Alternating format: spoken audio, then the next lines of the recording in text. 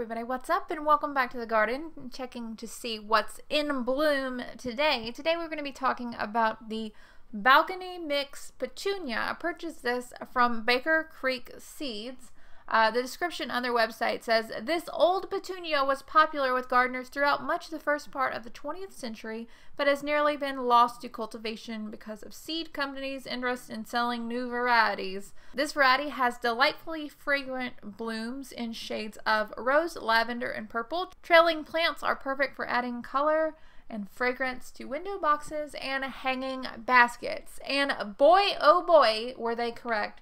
This packet of seed had about 800 seeds for $2.50, which is a freaking bargain. I am so pleased with the performance of this balcony mix. I cannot begin to tell you.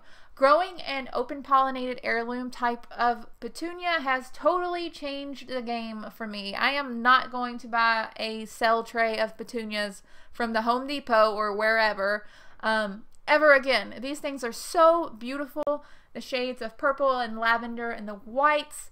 Some of them even have some of that really nice veining that you see. These plants are different than some of the bedding varieties because they get nice and tall. They bloom prolifically. Each plant has several flowers on them at once, and they're constantly growing larger and larger. They do trail. They get quite tall and, you know, fall over. I believe these would look really nice in a hanging basket for sure.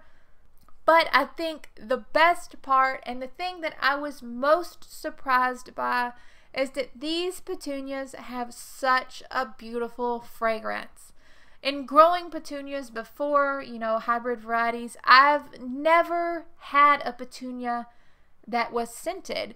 I've always chosen varieties that have larger flowers, but a lot of times when we get into hybrid flowers, a lot of times the scent is lost, but these are definitely fragrant. I am so happy, especially in the late evening when I'm sitting out on my patio.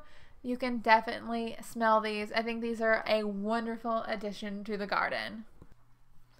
That's really about it for this video. Hopefully it was helpful. As always, you can leave any questions or comments that you have down below. I'm always trying to answer those. Usually I get to them in about a week, sometimes longer depending upon how busy I am with work and, you know, the channel and everything.